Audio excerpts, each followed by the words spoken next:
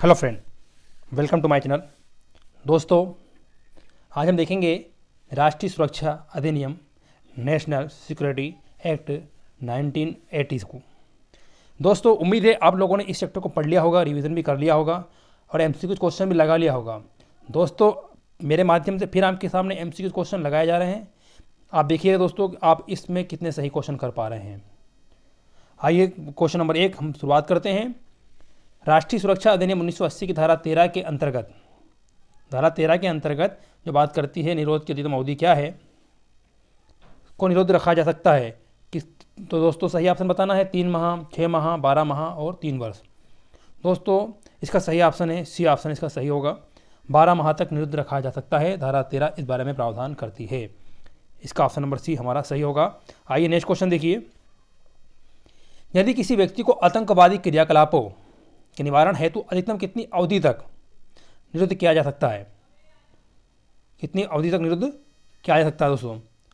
तो अधिकतम जो इसकी निरुद्ध की जो अवधि है, तो धारा 13 में बताया गया है 12 माह शब्दों के स्थान पर 2 वर्ष शब्द रखे जाएंगे। 13 में ही प्रावधान है दोस्तों। इसका सही ऑप्शन है 2 वर्ष।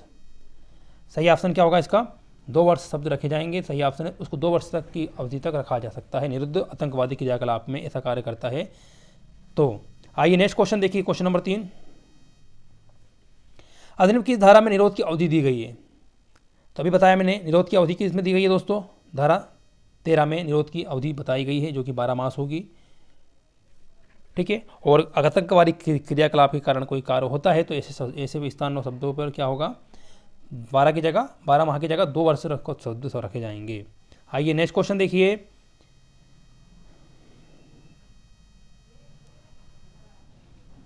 सलाहकार बोर्ड निरुद्धि के मामले की सुनवाई करके अपनी रिपोर्ट समुचित सरकार को देगा। तो दोस्तों रिपोर्ट की निरोध की तारीख से 3 सप्ताह के भीतर, निरोध की तारीख से 4 सप्ताह के भीतर, निरोध की तारीख से 5 सप्ताह या 7 सप्ताह। दोस्तों ये हमारी धारा जो बात करती है, कौन सी धारा 10, जो बात करती है कि 3 सप्ताह के भीतर आपको रिपोर्ट दी जाएगी। कितने सप्ताह के भीतर? 3 सप्ताह के भीतर। इसलिए इसका ऑप्शन नंबर ए सही होगा। ठीक है। समुचित सरकार निरोध की तारीख से 3 सप्ताह के भीतर समुचित सरकार निरोध के आदेश के आधार का सलाहकार बोर्ड के समक्ष रखेगी, धारा 10 के अधीन। धारा 10 में ये बात कही गई है 3 सप्ताह के भीतर। आइए नेक्स्ट क्वेश्चन, क्वेश्चन नंबर 5। सलाहकार बोर्ड की रिपोर्ट पर समुचित सरकार निरोध आदेश को पुष्टि करेगी और संबंध व्यक्ति की कितनी अवधि के लिए निरुद्ध कर सकेगी। तो कितने अवधि के लिए दोस्तों, क्वेश्चन महत्वपूर्ण है। अवधि से क्वेश्चन बन सकता है। ये धारा 13 ये बात करती है अवधि के बारे में, जो वह ठीक समझे, लेकिन 12 माह से अवधि से अधिक नहीं होगी। ठीक है, 12 माह से अधिक अवधि नहीं होगी। धारा 13 ये बारे में बात करती है, उसकी जो अवधि है वो 12 माह से अधिक नहीं होगी। ध्यान रखिएगा, ऑप्शन नंबर इसका ए सही होगा। धारा 13 इस बारे में बात करती है। ठीक है। धारा 9 बात करती है हमारी, कौन सी 9 बात करती है केंद्रीय पर्यवेक्षण बोर्ड के गठन के बारे में बात करती है दोस्तों, वो भी महत्वपूर्ण है। लेकिन 13 अभी तक हमने देखा 4 क्वेश्चन हमारे धारा 13 से हमको देखने को मिले हैं। आइए नेक्स्ट क्वेश्चन। सलाहकार बोर्ड का गठन कौन करता है? तो दोस्तों एक केंद्र सरकार करती है, एक राज्य सरकार, दोनों करती हैं। तो ऑप्शन नंबर सी इसका सही होगा। ठीक है। सलाहकार बोर्ड का गठन धारा 9 में दिया गया है। जिसका गठन कौन करता है दोस्तों? केंद्र सरकार और राज्य सरकार, दोनों ऑप्शन सही होंगे सी। आइए, सलाहकार बोर्ड में अध्यक्ष सहित कितने सदस्य होते हैं? तो दोस्तों सलाहकार बोर्ड में अध्यक्ष समेत कितने सदस्य होंगे? 3 सदस्य होंगे। ऑप्शन नंबर इसका धारा 9 इस बारे में बात करती है। कितने सदस्य होंगे? 3 सदस्य होंगे। ऑप्शन नंबर बी सही ऑप्शन होगा। धारा 9 में सलाहकार बोर्ड में 3 सदस्य होते हैं जिनकी नियुक्ति समुचित सरकार करती है। राज्य की समुचित सरकार या केंद्र की समुचित सरकार, यहाँ पर भी गठन होगा, वहाँ पर उसी समुचित सरकार से राज्य की राज्य सरकार और केंद्र में केंद्र सरकार दोस्तों। ठीक है, सही ऑप्शन हो गया इसका। आइए नेक्स्ट क्वेश्चन देखिए, 8वां।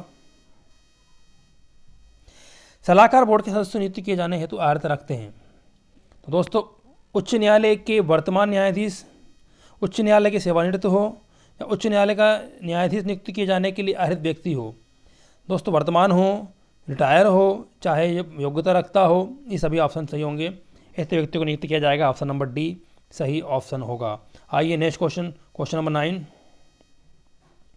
समुचित सरकार सलाहकार बोर्ड के सदस्यों में से एक अध्यक्ष की नियुक्ति करेगी जो उच्च न्यायालय का न्यायाधीश है या रह चुका है या रह चुका है, ठीक है, हो वर्तमान में या फिर वो रिटायर या है नहीं। ऑप्शन नंबर ये इसका सॉरी 9 में लगा दिया पर ऑप्शन नंबर इसका सी ए बी दोनों सही होगा। आइए नेक्स्ट क्वेश्चन नंबर 10। सलाहकार बोर्ड के गठन का प्रावधान दोस्तों धारा 9 में किया गया है। सलाहकार बोर्ड के गठन का प्रावधान धारा 9 में किया गया है, ठीक है, याद रखिएगा। धारा 9 सलाहकार बोर्ड के गठन के बारे में बात करती है, धारा 10 बात करती है निर्देश के बारे में, ठीक है, और धारा 11 बात करती है प्रक्रिया के बारे में, क्या प्रोसीजर होगी, और धारा 12 बात करेगी कायम में कार्रवाई के बारे में। धारा 13 निरोध अवधि के बारे में आपको मालूम है, याद रखिएगा धारा, ठीक है, महत्वपूर्ण धारा है।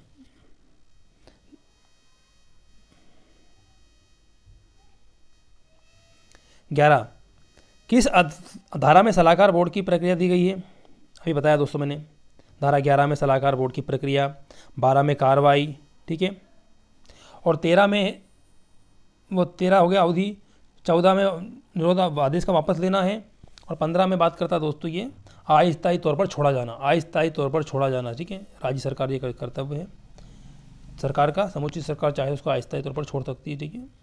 प्रक्रिया दोस्तों धारा 11 में, निर्देश धारा 10 में, गठन बोर्ड का 9 में, ठीक है, कार्रवाई 12 में, याद रखिएगा।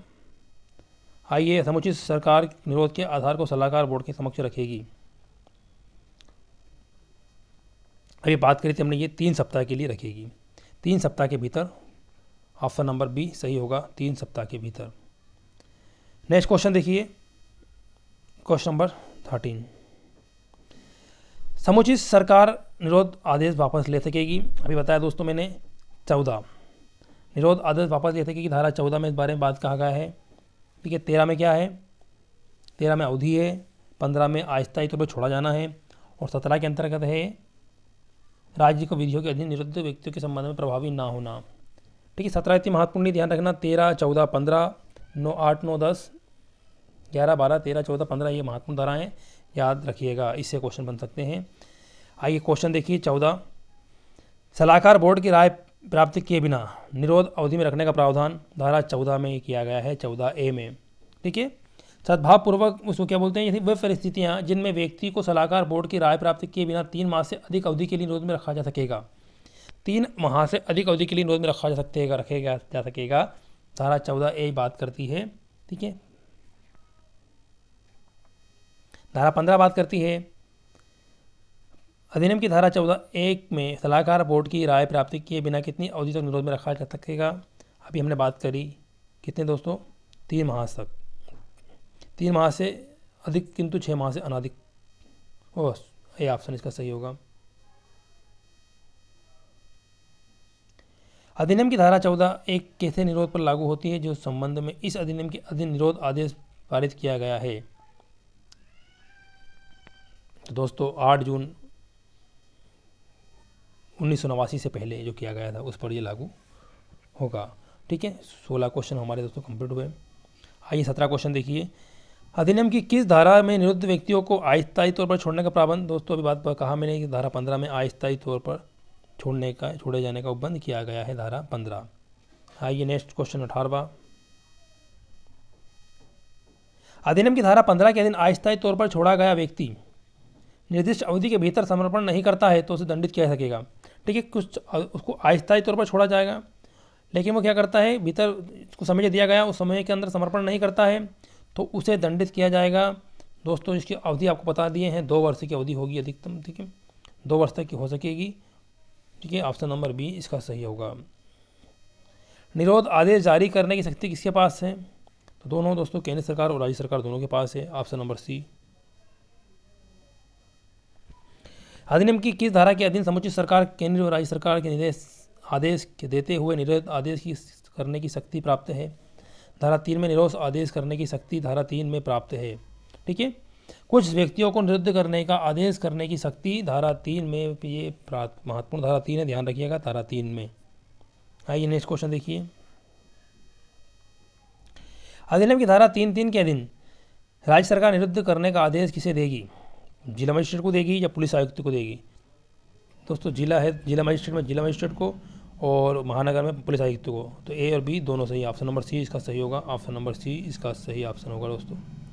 आइए नेक्स्ट क्वेश्चन देखिए। धारा 3(3) के अधीन राज्य सरकार द्वारा किए गए किसी आदेश में विनिश्चित अवधि प्रथम बार में होगी। प्रथम बार में क्या होगी? और 3 माह से अधिक नहीं होगी। प्रथम बार में 3 माह से अधिक नहीं होगी, ऑप्शन नंबर सी सही होगा। आइए 23, राज्य सरकार जिन आधारों पर निरुद्ध आदेश किया गया है उसकी रिपोर्ट केंद्र सरकार को भेजेगी 7 दिन के अवधि के भीतर, 10 दिन की अवधि के भीतर, 15 दिन की अवधि के भीतर। दोस्तों ये सही ऑप्शन है इसका, 7 दिन की अवधि के भीतर, ऑप्शन नंबर ए सही होगा। ठीक है, सप्ताह के भीतर भेजेगा, ये धारा 11 में प्रक्रिया में ये बात बताई गई है। 14 बात करता है दोस्तों, जब निरुद्ध का आदेश पुलिस आयुक्त द्वारा किया गया है और वहाँ आदेश किए जाने की तिथि से खालिस्तान के दिन से अधिक तभी प्रवृत्त रहेगा जब इस बीच सरकार ने उसका अनुमोदन कर दिया हो। तो दोस्तों 12 दिन तभी जिसका आवेदन कर दिया गया हो, याद रखिएगा 12 दिन से अधिक तभी प्रवृत्त रहेगा जब भी इस बीच सरकार ने अनुमोदन कर दिया हो, ऑप्शन नंबर डी इसका सही होगा। अधिनियम 21 धारा के अंतर्गत फरार व्यक्तियों के संबंध में प्राज्ञा दी गई है। दोस्तों सारा साथ में फरार व्यक्तियों के बारे में बात कही गई है। धारा 7 के अधीन फरार व्यक्ति के संबंध में लिखित सूचना किसे दी जाती है? तो प्रथम वर्ग न्यायिक मजिस्ट्रेट को ये सूचना दी जाती है। अधिनियम की धारा 7 के अंतर्गत फरार व्यक्ति के संबंध में लिखित रिपोर्ट महानगर मजिस्ट्रेट या प्रथम वर्ग न्यायिक मजिस्ट्रेट को देगा। कौन देगा? समुचित सरकार देगी, जिला मजिस्ट्रेट देगा, पुलिस आयुक्त देगा। 200 डी सभी, उपरोक्त सभी। डी ऑप्शन इसका सही होगा। 227 क्वेश्चन हमारे कंप्लीट हुए। आइए क्वेश्चन नंबर 28, फरार व्यक्ति के संबंध में राजपत्र में अधिसूचित आदेश द्वारा विनिर्दिष्ट अवधि के भीतर हाजिर होने का निर्देश कौन देगा? दोस्तों ये भी सही ऑप्शन डी होगा, पुलिस आयुक्त, जिला मजिस्ट्रेट या समुचित सरकार। ऑप्शन नंबर डी भी इसका सही होगा। राजपत्र में अधिसूचित आदेश में विनिर्दिष्ट अवधि के भीतर फरार व्यक्ति हाजिर नहीं होता है, हाजिर नहीं होता है और हाजिर ना होने की कोई पर्याप्त कारण भी साबित नहीं कर देता है तो उसे दंडित किया जाएगा कारावास से, जिसकी अवधि 12 माह या 1 वर्ष होगी। जुर्माने दोनों से 200 दंडित किया जाएगा। ऑप्शन नंबर सी इसका सही होगा। किस धारा के अंतर्गत निरुद्ध व्यक्ति को निरुद्ध के आधारों को संसूचना दिया जाना आवश्यक है? तो ये आरा 8 में संसूचना का दिया जाना आवश्यक है। अधिनियम में किस धारा के अंतर्गत निरुद्ध व्यक्ति को निरोध का आधार जानने का अधिकार है? धारा 8 के अधीन उसको जानने का अधिकार है। धारा 8 में ये बात कही गई है, धारा 8 के अधीन। ठीक है, आइए क्वेश्चन नंबर 32, अधिनियम की धारा 8 के अंतर्गत निरोध के आधारों को निरुद्ध व्यक्तियों को कितने दिन के भीतर संसूचित किया जाएगा? तो दोस्तों ये 5 दिन के भीतर संसूचित किया जाएगा, संसूचित किया जाएगा। आइए नेक्स्ट क्वेश्चन 33, निरोध व्यक्ति को निरोध आदेश के विरुद्ध अभ्यावेदन देने का अधिकार किस धारा के अधीन है? 8 के अधीन ही है। सही सुमेलित युग्म कौन सा नहीं है? फरार व्यक्ति के बारे में 207 में कही गई है, सही बात है। सलाहकार बोर्ड का गठन 9 में है, सही बात है। कार्रवाई सही बात है। और निरोध आदेश वापस लेना धारा 13-14 में है, 215 में नहीं है, 14 में है। ये ऑप्शन गलत होगा, इसलिए ये सही है। ठीक है, कौन सा युग्म गलत युग्म नहीं है, मतलब सही नहीं है, तो दोस्तों डी हमारा सही ऑप्शन होगा। सही सुमेलित युग्म नहीं है। दोस्तों देखिए, निरोध आदेश के बारे में जानने का अधिकार धारा 8 में सही है। सलाहकार बोर्ड की प्रक्रिया 11 में सही है। अवधि के बारे में 13 सही है। और निरोध आदेश करने की शक्ति 3 में, 204 में नहीं है, तो उसका ऑप्शन भी इसका डी सही होगा। नेक्स्ट क्वेश्चन देखिए, निरोध आदेश किस धारा के अंतर्गत वापस लिया जाएगा? 14 के अधीन ये निरोध वापस लिया जाएगा, धारा 14 के अधीन। ठीक है दोस्तों, आइए नेक्स्ट क्वेश्चन देखिए। क्वेश्चन नंबर लास्ट अंतिम हमारा 36वां क्वेश्चन होगा, किस धारा के अंतर्गत निरोध आदेश दिया जाता है? धारा 3 के अधीन निरोध आदेश दिया जाता है। दोस्तों ये हमारे 36 महत्वपूर्ण क्वेश्चन राष्ट्रीय सुरक्षा अधिनियम 1980 से हुए। आपकी उम्मीद करता हूँ सारे क्वेश्चन सही हुए होंगे। और ये वीडियो कैसा लगा प्लीज़ कमेंट करके बताइएगा, और कितने नंबर आपके आए हैं और कैसी तैयारी चल रही है और क्या हेल्प चाहते हैं प्लीज़ कमेंट करिएगा। इस वीडियो में इतना ही। Thank for watching.